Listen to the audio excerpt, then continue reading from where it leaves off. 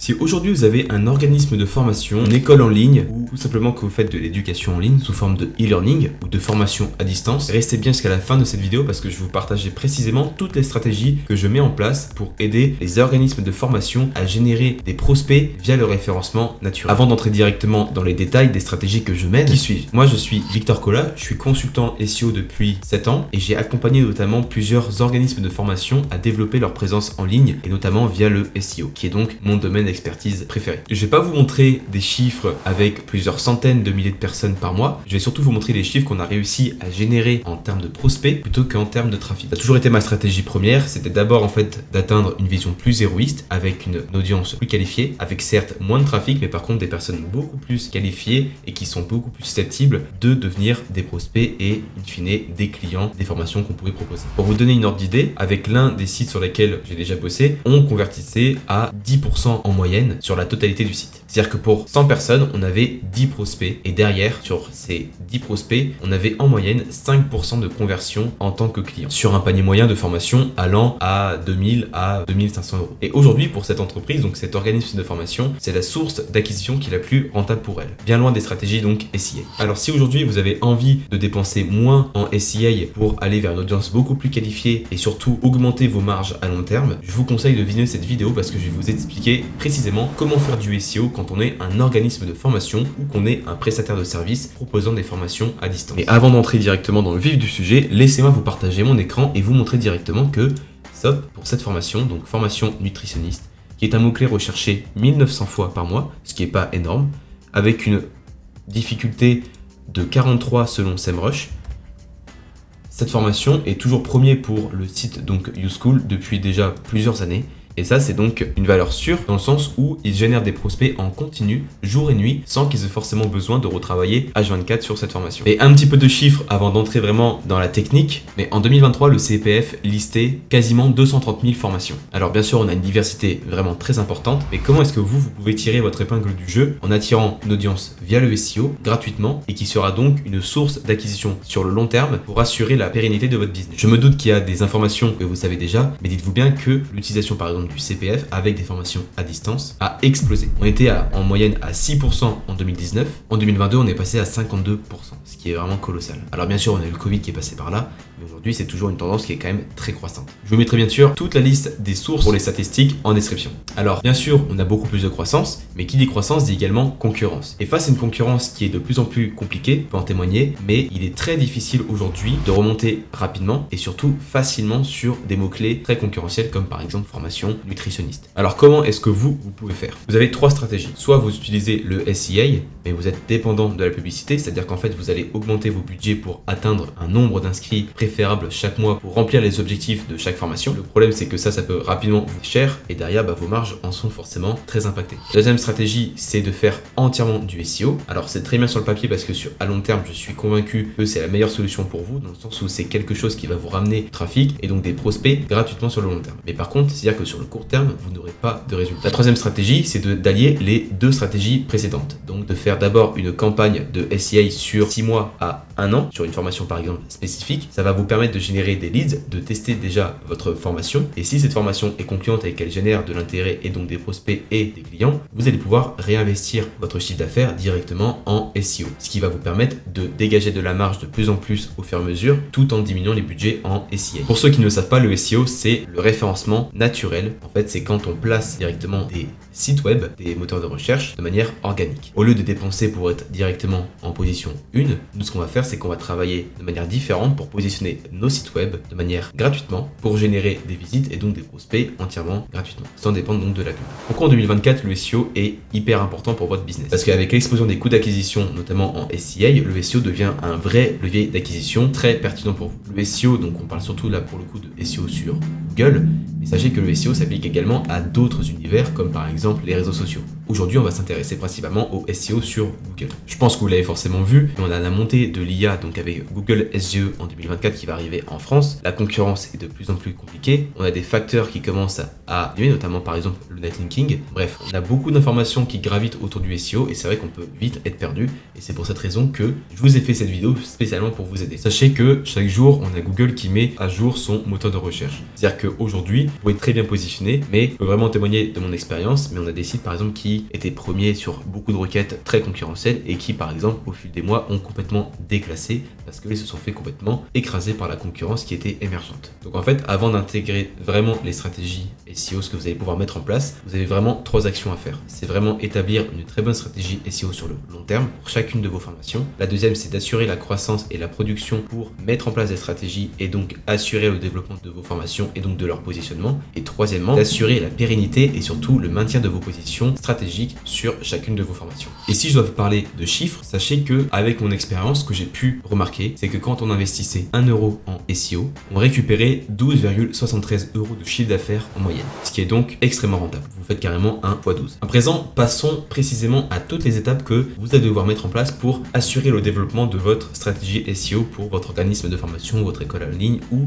vos prestations de formation à distance. Premièrement, c'est de comprendre l'audience cible. Trop d'organismes de formation, ce que j'ai pu voir, ne comprennent pas assez l'intention de recherche. L'intention de recherche, c'est tout simplement ce que recherche réellement l'internaute derrière une requête. Une requête qui est donc un mot-clé. Derrière, quand on tape par exemple formation nutritionniste, l'internaute s'attend à recevoir des résultats en lien avec sa recherche. Et qu'est-ce qu'il recherche dans ce cas-là? Il recherche une formation. La formation, le mot-clé rien que formation, ça doit vous mettre la puce à l'oreille en vous disant que c'est un mot-clé qui a tendance à être commercial. Et donc commercial, ça ne sert à rien de créer des dizaines de milliers de mots si vous, derrière, on sait que la personne qui recherche une formation spécifique sur un sujet s'intéresse à cette formation et donc a envie d'acheter ou de se former. D'autre part, comprendre son audience cible, c'est également comprendre ce qu'elle recherche autour de la formation. Est-ce que c'est des gens qui ont envie, par exemple, de développer leurs compétences dans un domaine précis? Est-ce que c'est des personnes qui ont envie de se reconvertir professionnellement? Est-ce que c'est des personnes qui ont envie d'avoir un second métier? Tous ces éléments-là, vous devez les comprendre pour assurer déjà de 1 que vous avez bien compris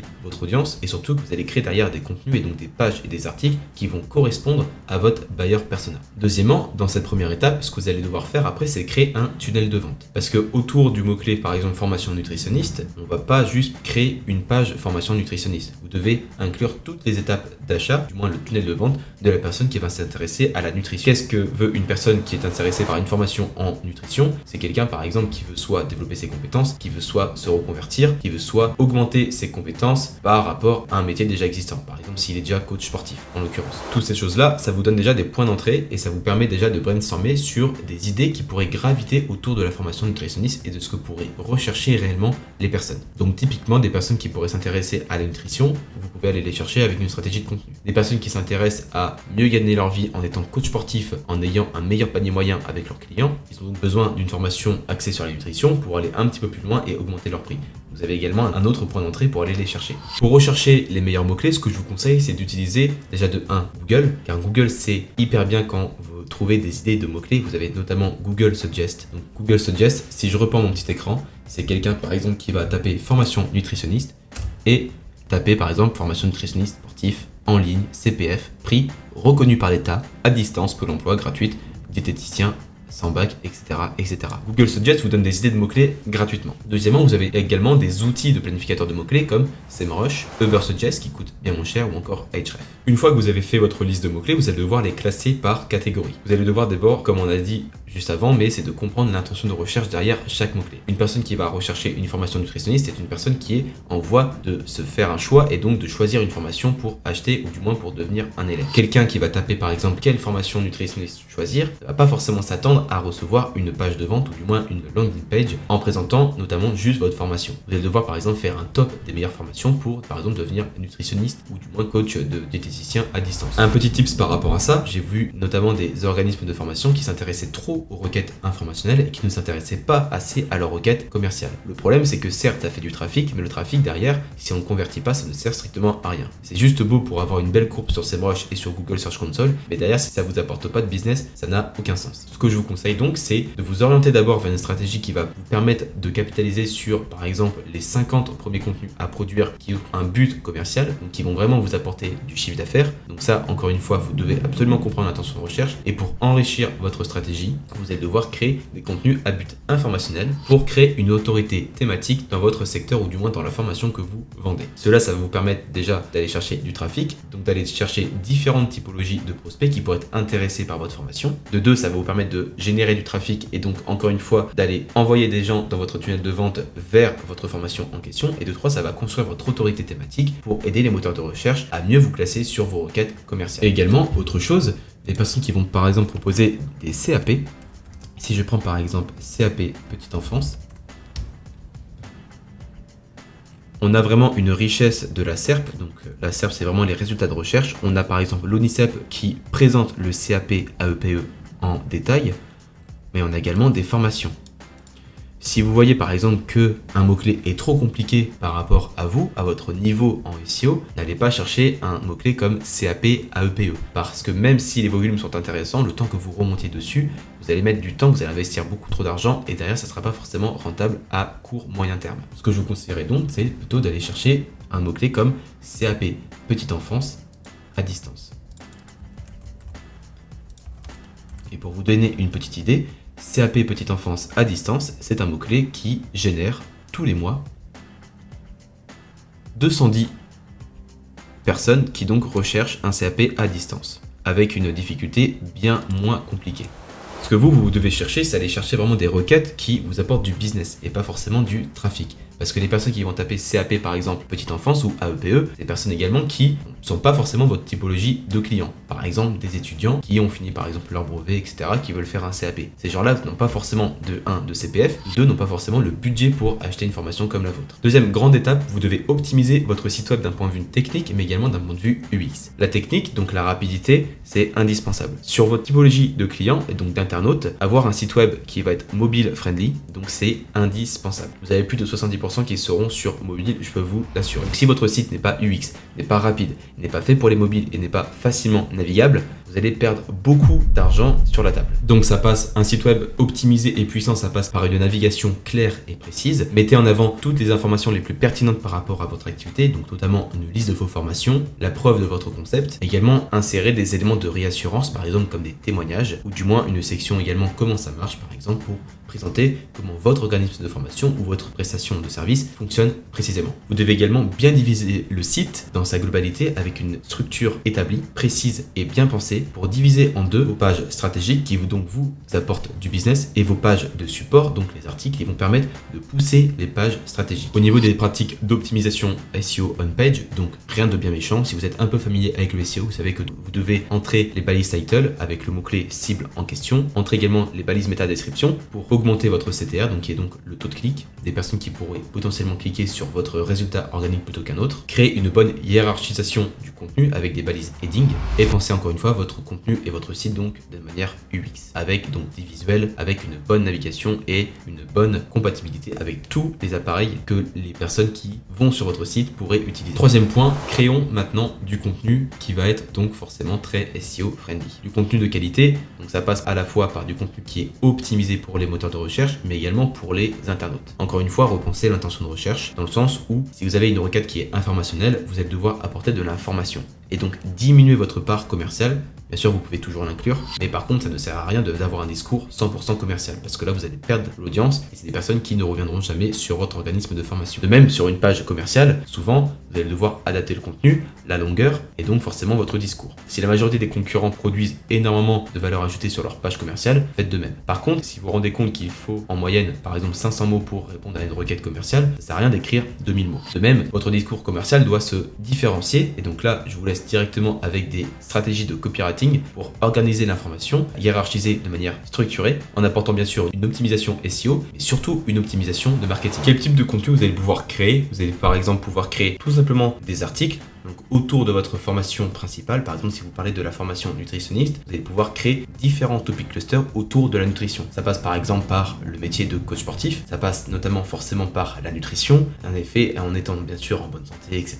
Également par rapport aux formations ou encore par rapport au métier de diététicien. Bref, vous avez plein d'entrées à proposer pour vraiment enrichir votre topic global autour donc de la formation nutritionniste. Proposez également des quiz, des vidéos éducatives, des livres blancs, également des e-books que les personnes vont pouvoir télécharger en l'échange donc de coordonnées. Trop souvent, j'ai vu énormément de sites avec énormément de trafic et derrière aucune stratégie pour convertir du moins les personnes en pré-prospect. Ce que j'appelle pré-prospect, c'est des personnes qui ont montré un intérêt par exemple sur la formation nutritionniste encore une fois, mais qui ne sont pas forcément encore prêts à passer à l'action. Donc là, en l'occurrence, ce que vous pouvez faire, c'est proposer un premier lead magnet ou du moins un e-book par exemple exemple un quiz pour recueillir des informations, les convertir en prospects en apportant de la valeur ajoutée gratuitement, entrer encore plus dans un tunnel de vente et donc à la fin donc de leur proposer la formation que vous proposez. Je peux vous assurer que j'ai vu beaucoup de sites comme ça, mais la majorité ne convertissaient pas tout le trafic qu'ils avaient et pourtant il y avait peut-être des centaines de milliers de visiteurs par mois et d'ailleurs ils se concentraient uniquement sur par exemple une demande de brochure, une demande d'information qui est donc déclinée sur un appel avec un conseiller d'admission par exemple. Le problème c'est que derrière en fait on a beaucoup de trafic et on le laisse littéralement sur la table, ce qui est complètement dommage. Et encore une fois, l'email marketing c'est l'une des stratégies qui est le moins utilisée dans le secteur donc des organismes de formation. Prochaine grande étape c'est le netlinking. Le netlinking est souvent trop sous-estimé. J'ai déjà fait une vidéo à ce sujet notamment que je vous invite à aller voir où je parle notamment du netlinking, donc de sa baisse d'importance dans les années donc en 2024 et dans les années futures. En l'occurrence, ce que je peux vous dire c'est que de mon expérience, je vois encore beaucoup d'importance autour du netlinking. Par exemple sur des requêtes qui vont être très commerciales, avoir une forte autorité thématique donc avec du contenu, également une bonne stratégie donc autour de la popularité donc des liens, ça a toujours son importance. Pour ceux qui ne savent pas, le netlinking c'est tout simplement l'acquisition de backlinks, donc c'est des liens qui seront vers d'autres sites web et qui vont donc pointer un lien, donc vont rediriger une part de leur trafic vers le vôtre. C'est un petit peu comme un vote de confiance de la part de Google, et donc plus vous avez en théorie de vote de confiance, plus vous êtes quelqu'un d'autorité, donc de populaire entre guillemets, et donc vous êtes légitime d'apparaître sur des requêtes qui sont donc plus concurrentielles. Je vais pas vous l'apprendre, mais le marché des organismes de formation et des formations en général est très concurrentiel, parce qu'on en a beaucoup de demandes et donc forcément beaucoup d'acteurs. Le netlinking ça va être l'une des stratégies également que vous allez devoir mettre en place. Mais vous dire précisément comment faire du netlinking c'est quasiment impossible parce qu'il faudrait littéralement plusieurs heures pour vous expliquer concrètement comment vous pouvez faire du netlinking. Ce que je peux vous dire rapidement comme quick wins, c'est d'analyser le top 3 des résultats donc de recherche sur un mot-clé que vous visez et comprendre précisément les backlinks, le nombre par exemple de domaines référents, le type d'encre qu'ils ont, la part de nofollow et également de savoir quel type de lien ils ont reçu. Pour ça, je vous adresse directement une autre vidéo que j'ai fait au niveau du netlinking. C'est donc un guide complètement complet qui va vous permettre notamment de créer une stratégie de netlinking efficace. Vous avez plusieurs techniques pour acquérir des backlinks rapidement, mais c'est soit vous allez créer du contenu qui va à long terme bénéficier donc beaucoup de visites et donc forcément vous allez acquérir des backlinks naturellement. Ça c'est la situation idéale. Deuxièmement, c'est vous qui allez démarcher chaque site web donc qui vous intéresse pour demander un lien en retour. Donc, ça marche encore mais c'est assez compliqué. Ou troisième stratégie, vous pouvez faire également de l'achat de backlink qui est donc aujourd'hui contraire aux guidelines de Google, mais honnêtement tout le monde le fait. Je dis pas qu'il faut forcément le faire, je dis juste que si vos concurrents dépensent des milliers d'euros chaque mois en netlinking, vous si vous vous adressez uniquement sur la partie on va dire en suivant les guidelines et en restant naturel, vous ferez toujours dépasser par vos concurrents malheureusement. Donc vous avez forcément besoin d'investir massivement. Nouvelle stratégie à mettre en place, c'est d'utiliser les médias sociaux pour améliorer votre SEO. Les médias sociaux, donc ça peut être par exemple le partage de contenu que vous allez pouvoir proposer. Ça c'est intéressant pour le SEO, vous n'allez pas forcément acquérir de backlink avec ça, mais du moins ça vous permet déjà de gagner du trafic pour l'envoyer par exemple sur de nouveaux contenus, ce qui pourrait donc envoyer des bons signaux au moteur de recherche si les personnes restent sur votre contenu qui est donc neuf et donc faire comprendre au moteur de recherche, notamment Google, que votre contenu est de qualité. Et donc ça c'est forcément très intéressant, donc c'est entièrement lié à l'UX. Autre point, au-delà du SEO, ce que moi je conseille vraiment aux organismes de formation que j'accompagne, c'est de créer vraiment une stratégie de marketing global, donc marketing de contenu, autour vraiment du SEO. Le SEO, je suis convaincu, c'est la source encore une fois la plus rentable pour vous, mais je suis convaincu également qu'il ne faut pas non plus s'arrêter juste à ça. Il faut créer vraiment une communauté autour de votre marque, autour de votre centre de formation, de votre organisme de formation pour vraiment fidéliser les personnes, augmenter par exemple les paniers moyens et également derrière aller chercher d'autres points d'entrée. Des sites avec 80% voire 90% de trafic lié au SEO, c'est très dangereux parce que si demain vous avez par exemple un gros filtre algorithmique qui tombe sur vous de la part de Google, derrière c'est 90% du trafic qui peut être mis en péril. Donc c'est extrêmement dangereux. Donc moi ce que je conseille c'est oui, focalisez-vous à 100% sur le SEO dès que vous pouvez, mais par contre allez aussi des stratégies donc de marketing diverses avec notamment les réseaux sociaux. Il y a encore très peu d'organismes de formation qui sont sur TikTok ou du moins sur par exemple Instagram. Je peux vous dire également que c'est également une stratégie qui peut être hyper efficace à long terme. Notamment YouTube qui est sous-exploité, mais pas forcément juste pour les organismes de formation, mais dans l'entièreté, je trouve, des business en France. Quelques quick wins que vous allez pouvoir mettre en place juste après cette vidéo, c'est de créer vraiment un calendrier complet éditorial sur la prochaine année à produire pour votre SEO. Comme ça vous donne vraiment une roadmap à suivre. Utilisez des outils pour mesurer et comprendre votre audience, notamment avec des tests d'A/B testing, par exemple Hotjar qui le fait très bien. Avant on avait Google Optimize, mais l'outil est mort malheureusement. Rafraîchissez toujours vos contenu, c'est une stratégie également qui est trop mise en œuvre et c'est vraiment hyper efficace. Je suis convaincu que vous avez déjà beaucoup de pages sur votre site et que si vous voulez avoir des résultats rapides, je vous conseille d'optimiser votre contenu existant. C'est l'une des meilleures stratégies que je pourrais vous conseiller. Également, travaillez votre maillage interne parce que c'est souvent la bête noire pour la majorité des sites web dans le monde en SEO. Pourquoi? Parce qu'en fait, c'est tout simplement barbant, c'est pas forcément intéressant, mais par contre, je sais que ça apporte beaucoup de résultats rapidement. Et enfin, considérez fortement une stratégie de netlinking pour vraiment assurer votre popularité. J'espère que la vidéo vous a plu. Si vous souhaitez aller un tout petit peu plus loin pour développer votre SEO, notamment pour votre organisme de formation, ou si vous vendez par exemple des formations